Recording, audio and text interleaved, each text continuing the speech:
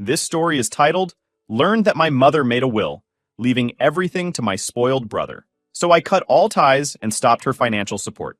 Hey everyone! Before we jump into today's video, big news. I've launched a new Reddit channel. This time, the background isn't Minecraft. It's Subway Surfers in a Christmas theme to match the season. Check it out, subscribe, and join the fun. Links in the description. See you there. Now let's start the video. When I was 6, my dad passed away.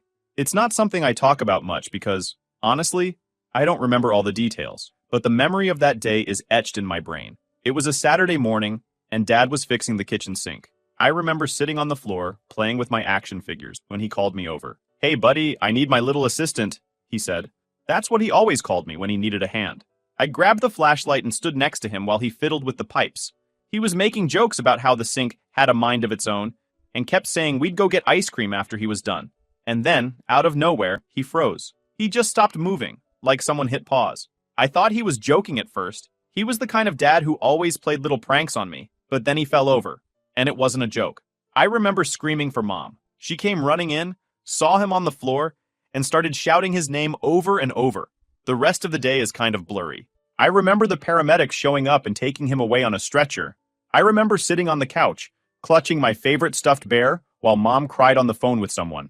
Later, I overheard her saying it was a brain aneurysm. I was too young to really understand what that meant, but I knew it was serious because Dad never came back. After Dad passed, it felt like our house went quiet. He was the loud one, the fun one. He'd always play music while making breakfast or crack silly jokes during dinner. Without him, the house just felt heavy. Mom tried her best, I guess. She went back to work, kept food on the table, and made sure I got to school on time. But she wasn't the same. She'd get snappy over little things, like if I left my toys out or spilled my juice. I started feeling like I had to be extra careful not to upset her. About a year later, Mom started going to this support group for widowed parents. At first, I didn't think much of it. She'd leave me with my grandma on Wednesday nights, and when she came back, she seemed calmer, like she'd had a chance to breathe. Then one day, she introduced me to Dan. He was someone she met at the group. Dan seemed nice enough. He was tall and soft-spoken, with a kind smile. He brought me a box of Legos the first time he came over, which definitely won me over for a bit. Mom seemed happier when he was around, and I figured if he made her smile again, then maybe it wasn't so bad. Within a year, they got married and Dan moved in. Things were okay for a while. Dan wasn't like my dad. He wasn't goofy or loud, but he was patient and tried to make an effort with me. He taught me how to ride my bike without training wheels and showed me how to fish. He wasn't trying to replace Dad, and I appreciated that. But then Mom dropped the news. She was pregnant. I didn't really know how to feel about it. Part of me was excited to have a sibling, but another part of me worried things were going to change. And boy, was I right about that. Noah was born when I was 8, and from the moment he came home, everything became about him. Mom quit her teaching job to stay home full-time. "He needs me during these early years," she'd say whenever someone questioned her decision. Meanwhile, I was still a kid who needed her too, but it felt like she didn't see that. At first, I tried to help out. I'd bring Mom diapers or hold Noah's bottle while she got his bath ready. I thought maybe if I helped, she'd notice me more. But instead, it felt like the more I did, the less she saw me. She'd forget to pack my lunch for school or miss my soccer games because Noah was having a rough day. Dan noticed. I'd catch him watching Mom with this worried look on his face, especially when she'd brush me off to tend to Noah. One night, when I was struggling with my math homework, he sat down beside me and said, "Sometimes people get so caught up in one thing that they forget about everything else. It doesn't mean they don't care." I wasn't sure if he was trying to comfort me or himself, but it stuck with me. As Noah got older, the imbalance became impossible to ignore. He could throw a tantrum in the middle of dinner, and Mom would rush to calm him down while the rest of us sat there awkwardly. If I dared to complain about anything, she'd snap, "He's just a baby. Be patient." It didn't matter that I wasn't a baby anymore, and still needed her attention too. By the time I was in middle school, I'd learned to keep my head down and stay out of the way. I focused on school, hung out with friends, and relied on Dan for support. He'd take me to my soccer games, and even started coming to parent-teacher conferences when Mom couldn't be bothered. Looking back, I think he felt bad for me, but he was also walking a tightrope, trying not to upset Mom while still being there for me. So, by the time I hit high school, the whole Mom puts Noah first thing wasn't even up for debate anymore. It was just the way things were. I had kind of gotten used to it by then, even though it still sucked. But man, it's like Noah could do anything, and she'd spin it into some kind of win for him. Take the time he broke her favorite vase, just for you to get what I'm talking about. It was one of those fancy glass ones she used to keep on the dining table. He was running around, throwing a ball in the house, which, by the way, she had just told him not to do, and bam, there goes the vase. You know what she said? Oh, he's just full of energy. That's what makes him so special. Special? I'd have been grounded for a week if I'd pulled that when I was his age. And it wasn't just the big stuff. Even the little things felt like a slap in the face. If I left my shoes by the front door instead of putting them away, it was a lecture about respecting the house. If Noah did it, oh, sweetie, you must have been so tired. Like, really? He's tired? I was doing double the chores he ever did, but somehow he was the one who needed a break. Dan noticed it too.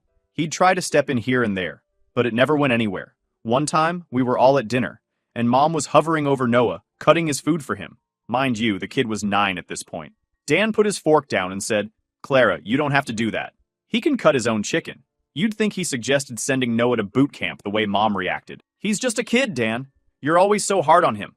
Then she turned to me and said, Mia, why don't you help your brother? Like it was my job now.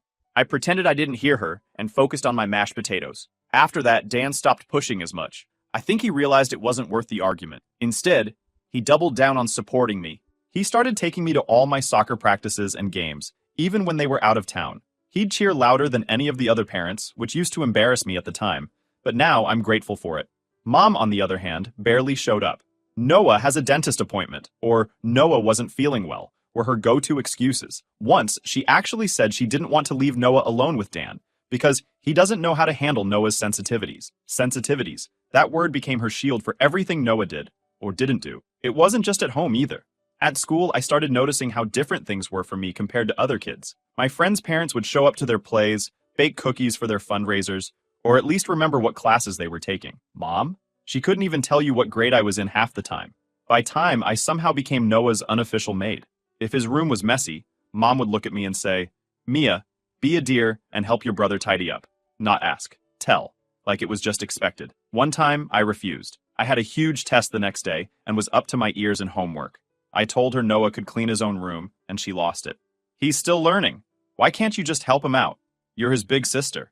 It's your job to guide him. My job? Since when was that my job? Dan stepped in that time. Clara, she's not his maid.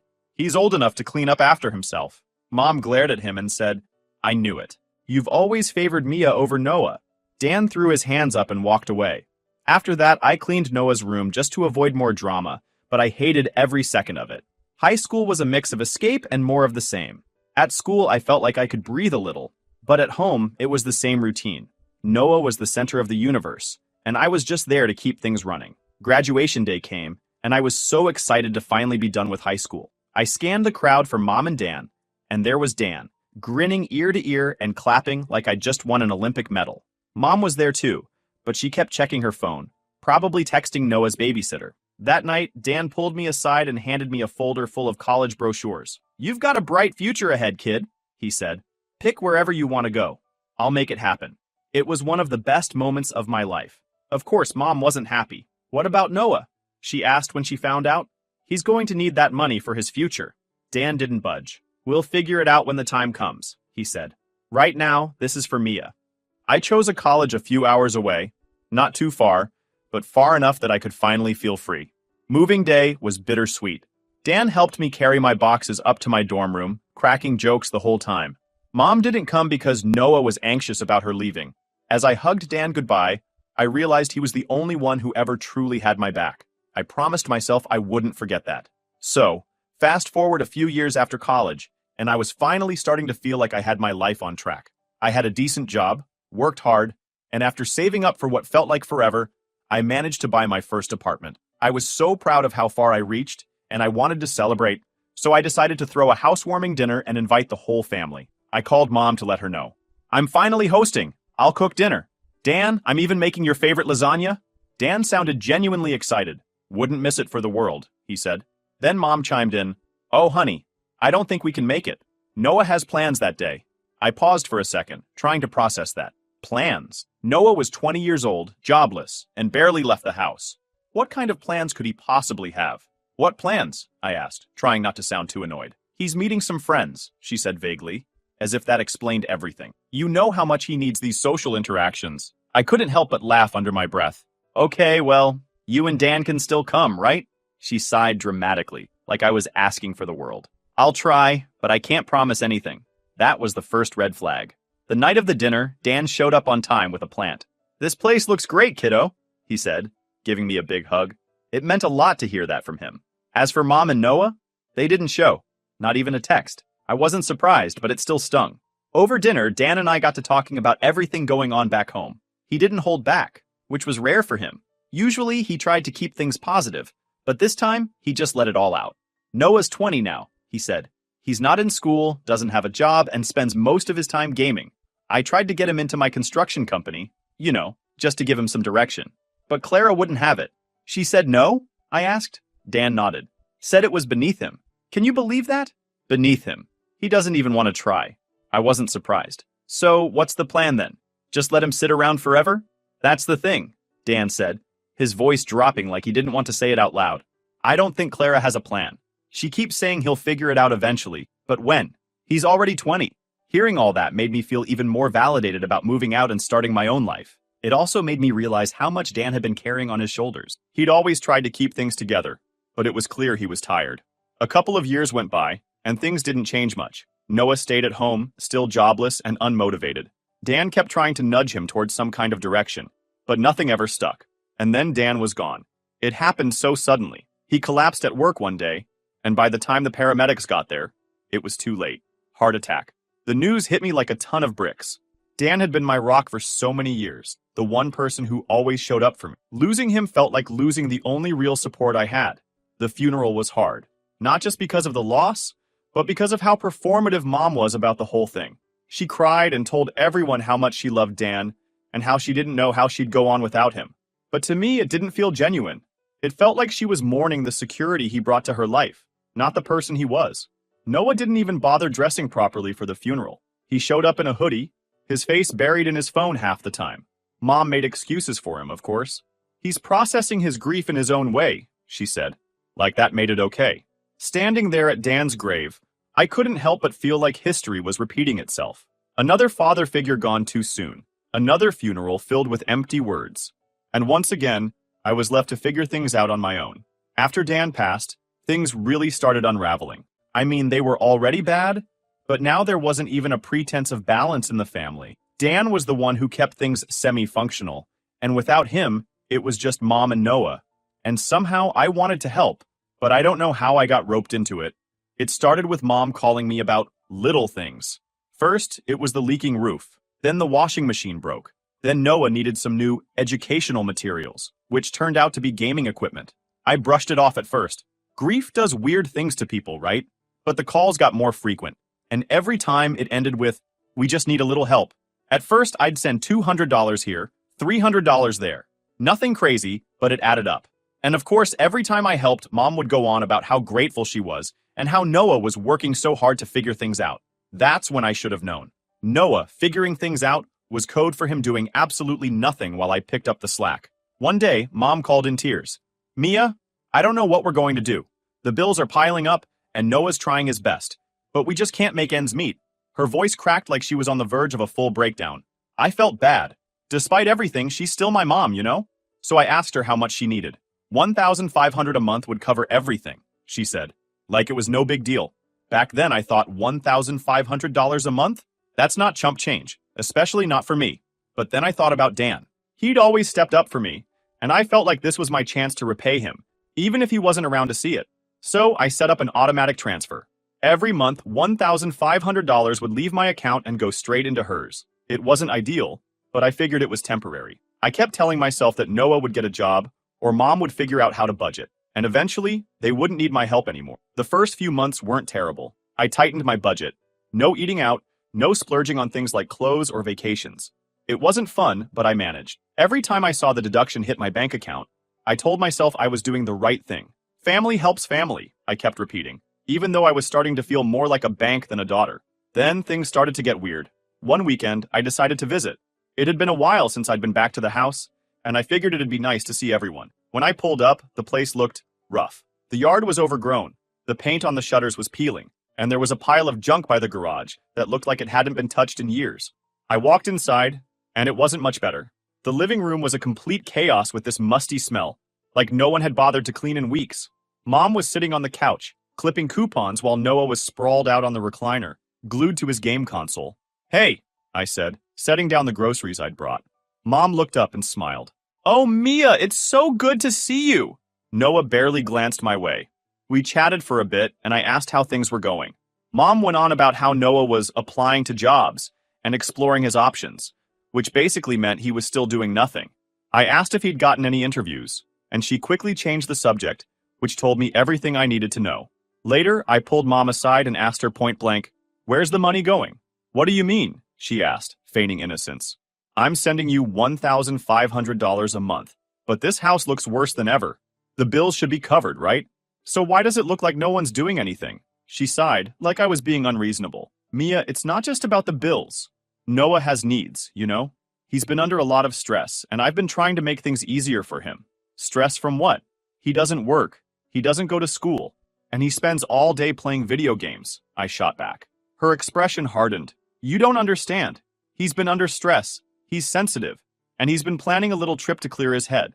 I thought it might help him figure things out." I stared at her, completely dumbfounded. "A trip? To clear his head? Is that what my money is for? While I'm out here working my ass off, Noah gets to take vacations to figure things out?" She bristled at my tone. "Mia, he's been through a lot. You wouldn't understand." There it was again. That was her excuse for everything.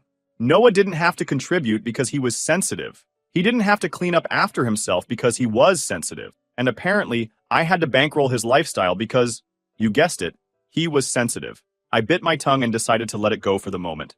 The next morning, I found myself cleaning the kitchen because I couldn't stand how gross it was. Noah wandered in, grabbed a soda from the fridge, and left without so much as a thanks.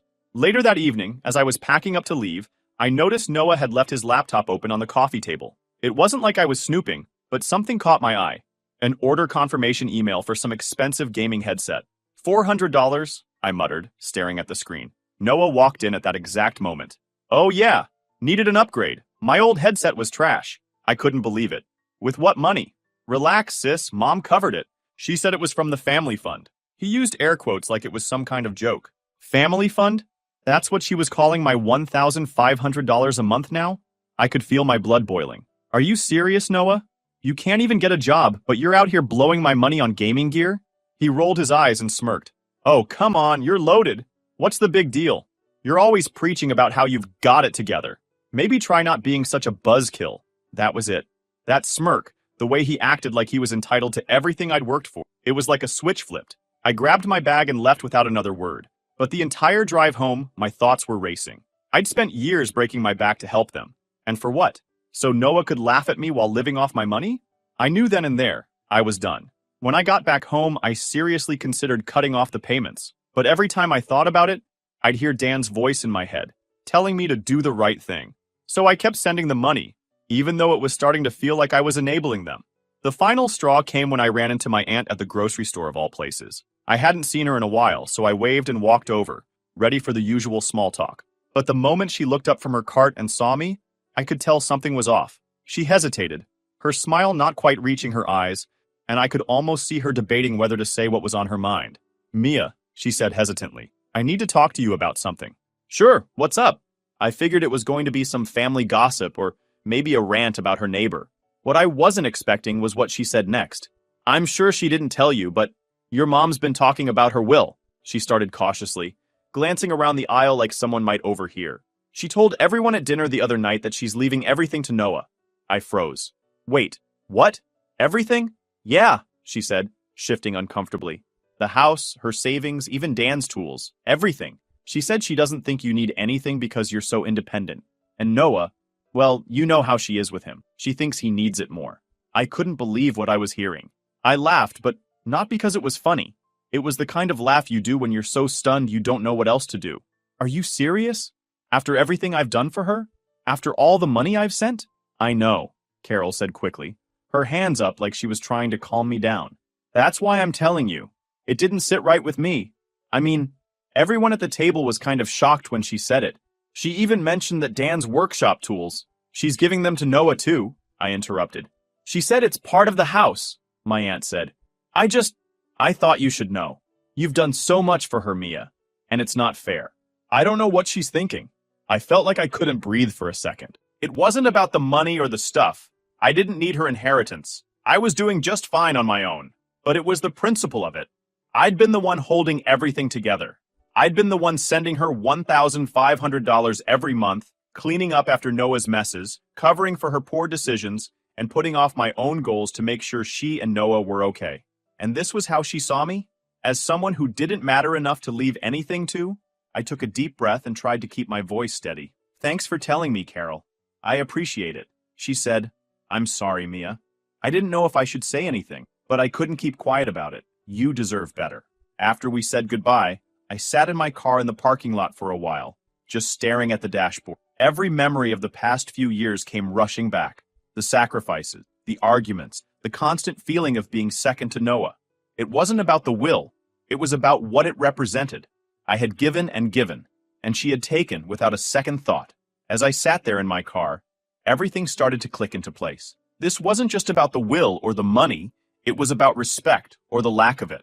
I'd spent years bending over backward for Mom, sacrificing my own peace and stability to support her and Noah. And for what? To be brushed aside like I didn't matter? To have my efforts and sacrifices erased because I was independent enough? The realization hit me like a freight train. No matter how much I gave, it was never going to be enough for her. I'd always come second to Noah in her eyes, and if that's how she wanted it, fine. But I wasn't going to keep playing along in a game that was rigged against me from the start. So I did what I'd been too scared to do for months. I opened my banking app, stared at the recurring transfer for a long moment, and hit cancel. Watching that little confirmation pop up on the screen felt like a breath of fresh air and a storm brewing at the same time. Relief and panic fought for control. I knew what I'd done was right.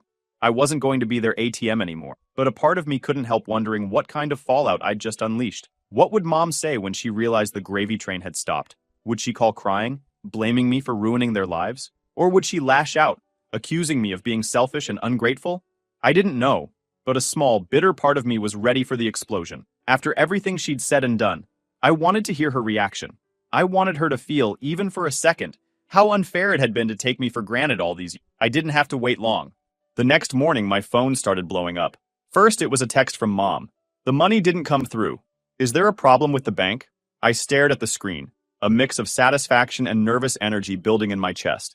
There it was, the moment I'd been waiting for. The ball was in my court now, and for once I wasn't going to play by her rule. I replied, already gearing up for the inevitable showdown. No problem with the bank. I canceled the payments. Her response came almost immediately. You what? How could you do this to us? We're counting on that money, Mia.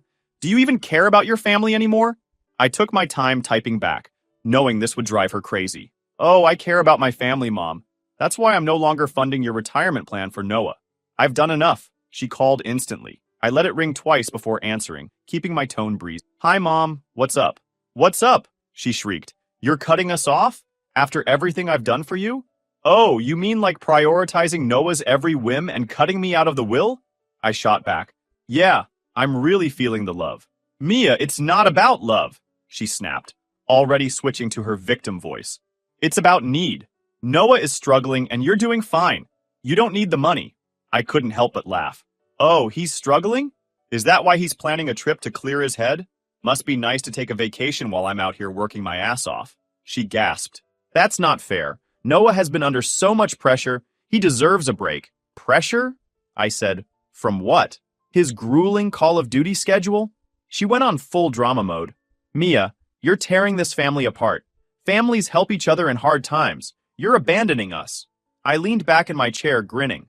Mom, let's be real. I've been the one holding this family together for years. You cut me out of the will like I don't even matter. And now you expect me to keep playing ATM for Noah? Nah, I'm good, she exploded. You're ungrateful. After everything I've done for you, this is how you repay me? You've always been jealous of Noah. That's what this is really about, isn't it?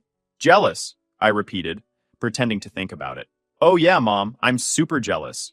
Who wouldn't want to be a 22-year-old man-child living off his sister's money? Truly inspiring. She started yelling again, cycling through every guilt-inducing phrase in her arsenal. You're selfish! Heartless bitch! You're going to regret this when you're older. I waited for her to run out of steam. Then, with the calmest voice I could muster, I said, Mom, I'm sorry you feel that way, but I'm done. If Noah needs help, he can figure it out himself. I'm not his safety net anymore. Her final words were a scream. If you hang up this phone, don't bother coming back. Okay, I said simply, and hung up. Then I blocked her number. Over the next few weeks, she tried every trick in the book to get through to me. She used different numbers, sent dramatic voicemails, and even emailed me. You're leaving us to starve. Noah is planning a trip to clear his head. How could you ruin this for him? I couldn't help but laugh every time. Noah even tried texting me from a burner phone. You're a terrible sister, he wrote. Mom's crying because of you. Fix this, or we're done. I replied just once. Get a life, Noah. Then I blocked him too. It's been 6 months since that call. And honestly, I feel like a completely new person. That $1,500 a month I used to send, it's sitting in my savings account now, under my name, building towards something that actually matters, my future. I'm finally making real progress on buying a house for me. I don't know how Mom and Noah are doing, and I don't care. I cut them off completely. No calls, no texts, nothing. I blocked them everywhere, and honestly, I don't want a life with them in it anymore. They made their choice, and I've made mine. For the first time, I don't feel guilty about putting myself first. The other day, I drove past a strip mall with a help wanted sign in the window of some burger place. For half a second, I thought about snapping a picture and sending it to Noah just to be petty. But then I remembered I'm done wasting energy on them. I smiled, kept driving, and enjoyed the quiet, knowing their problems aren't mine anymore. Thanks for reading, guys. If you were in my place, would you take the move of cutting your family off completely? I feel like it was the right move, but I wouldn't mind hearing your take.